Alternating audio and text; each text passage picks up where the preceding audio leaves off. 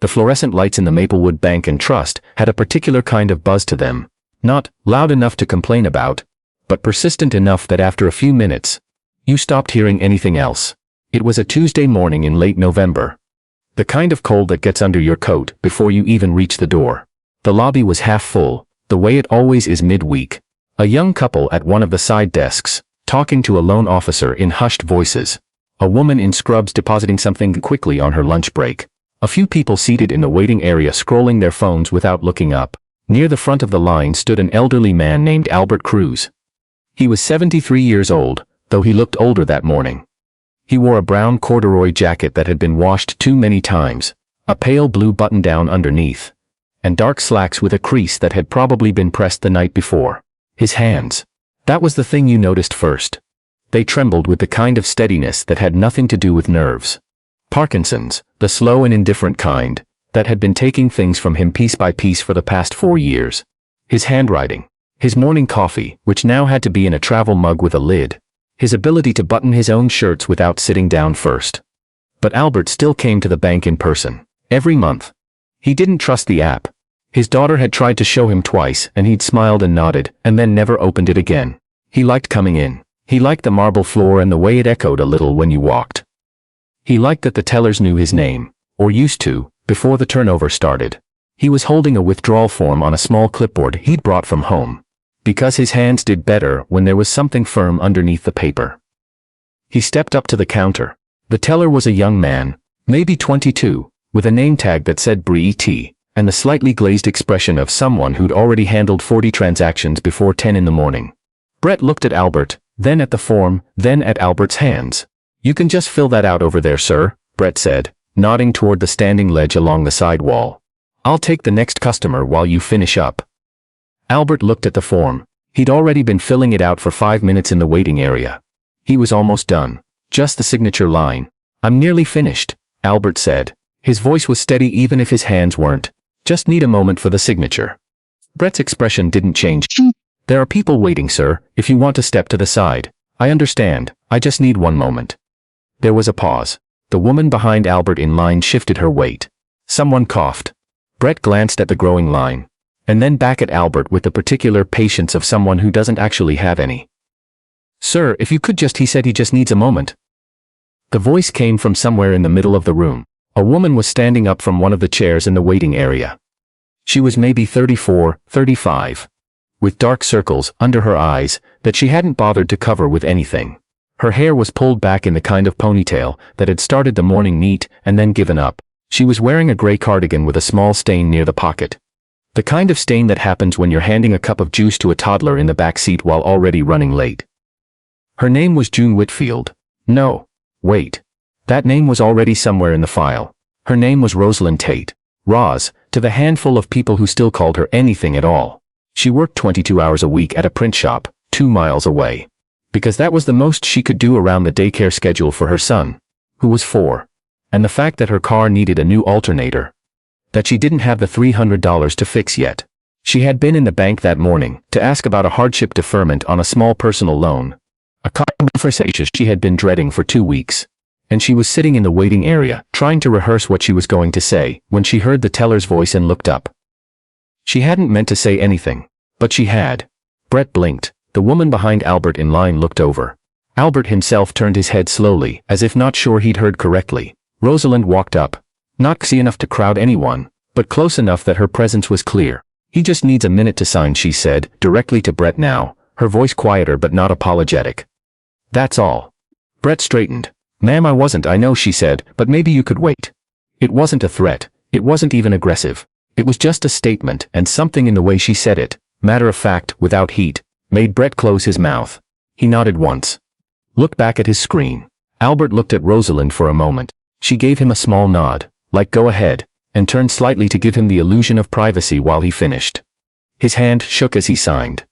The signature looked nothing like the one on his license anymore, but it was his name, and he pressed down as firmly as he could, and when he slid the form across the counter, Brett took it without a word.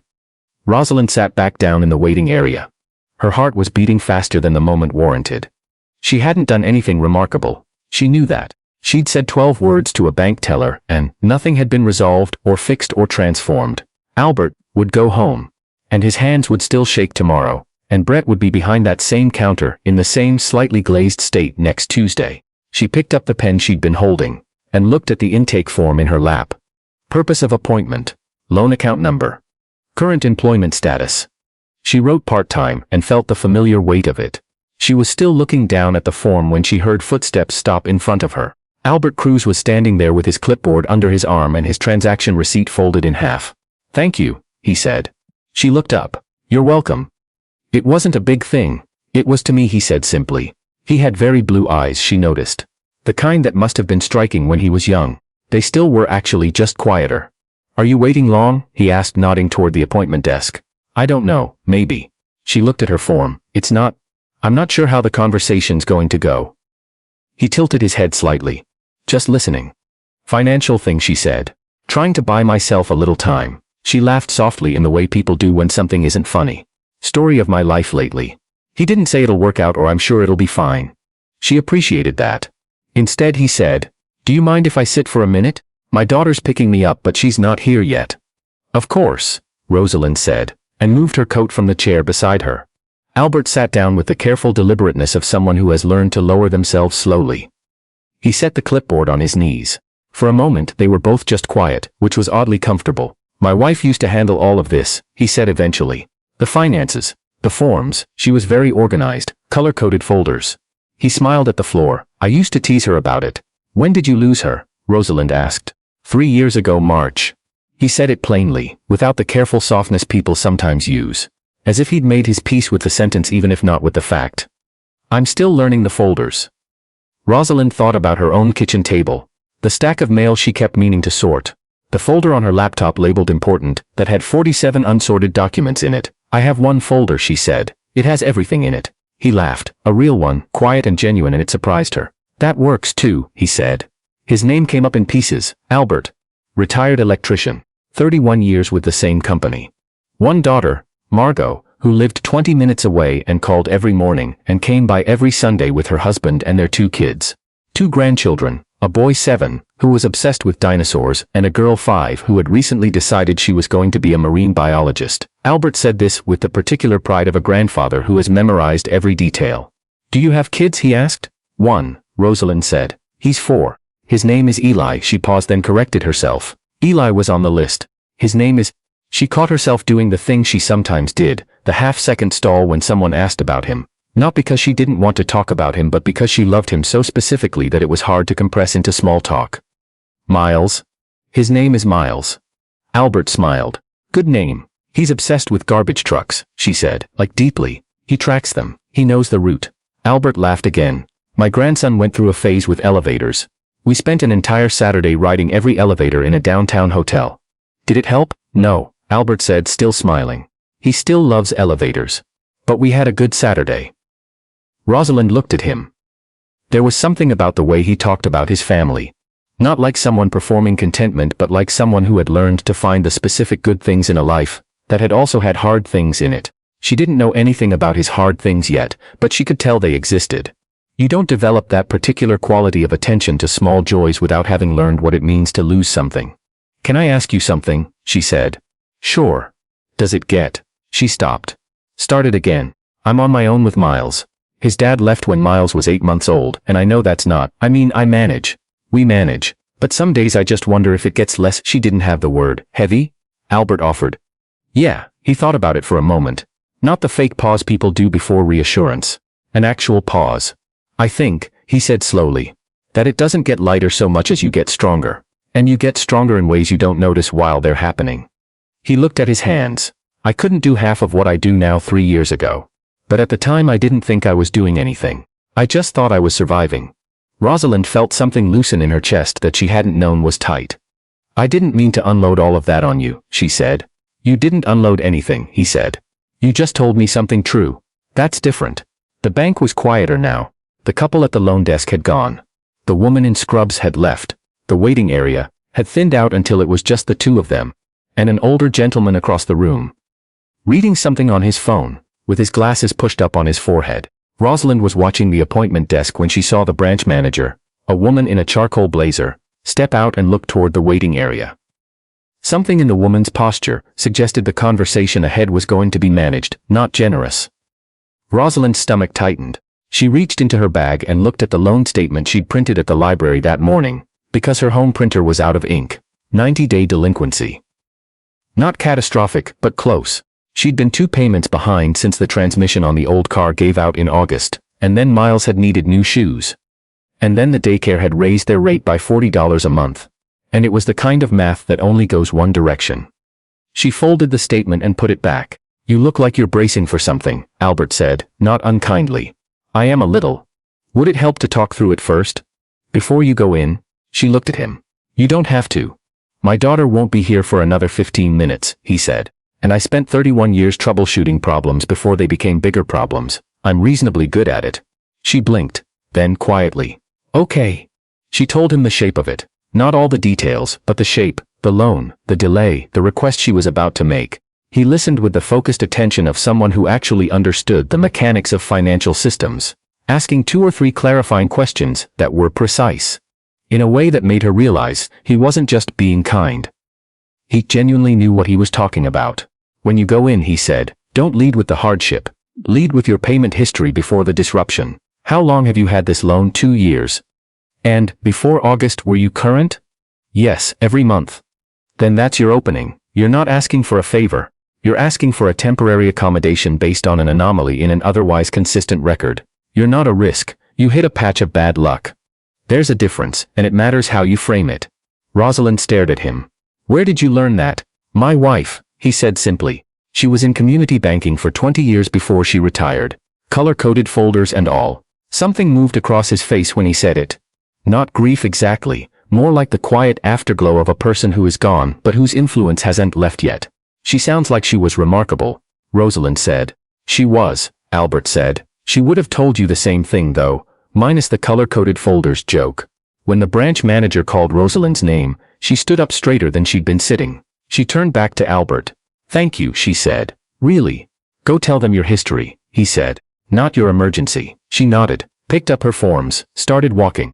She was halfway across the lobby when she heard footsteps behind her. Quick ones, a child's footsteps.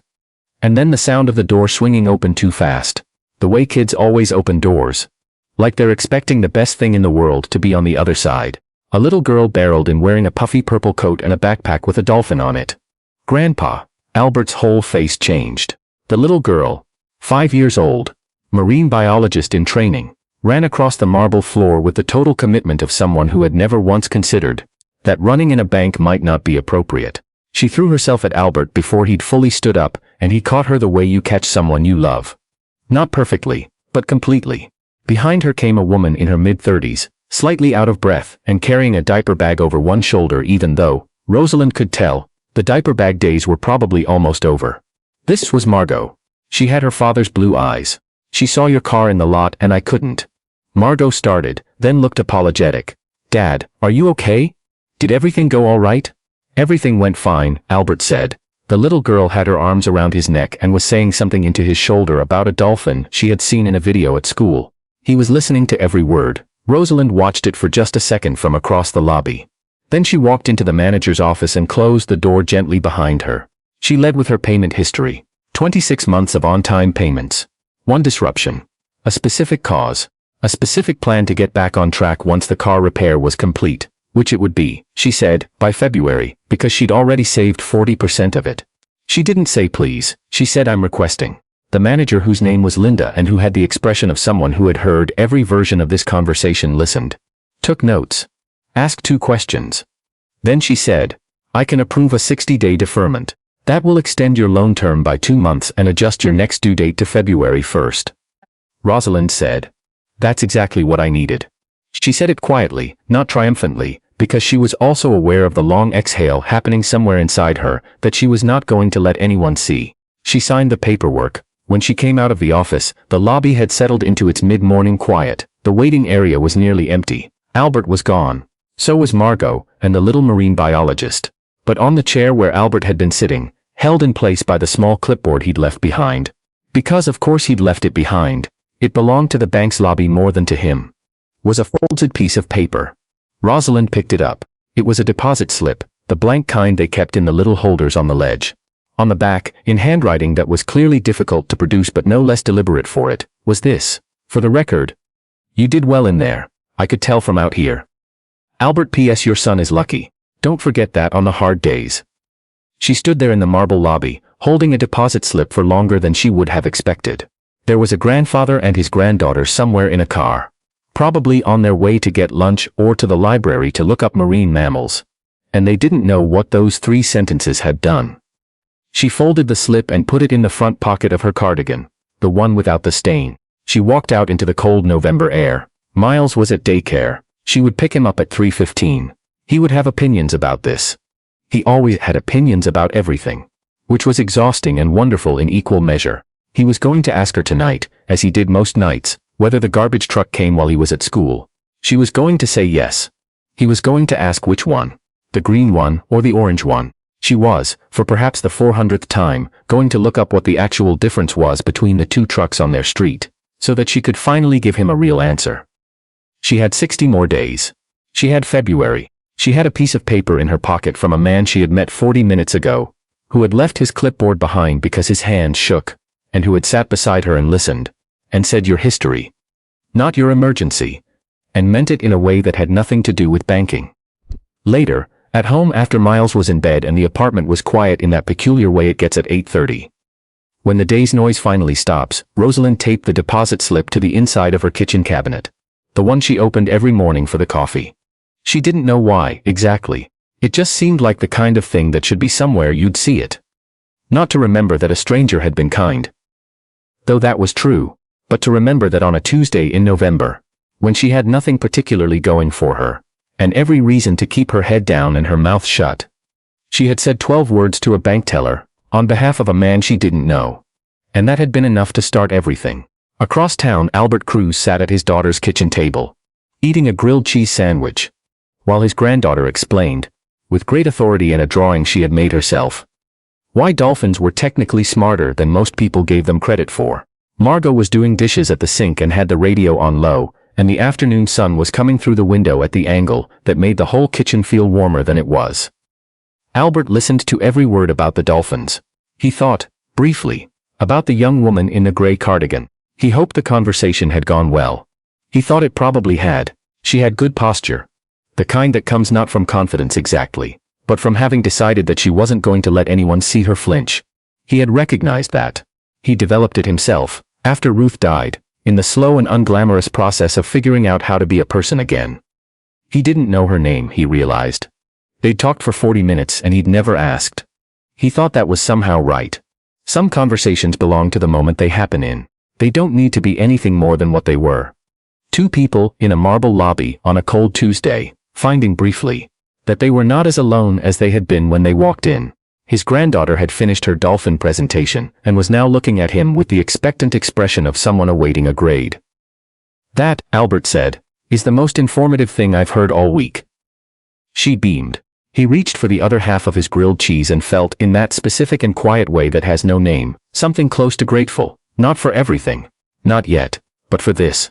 For this, yes.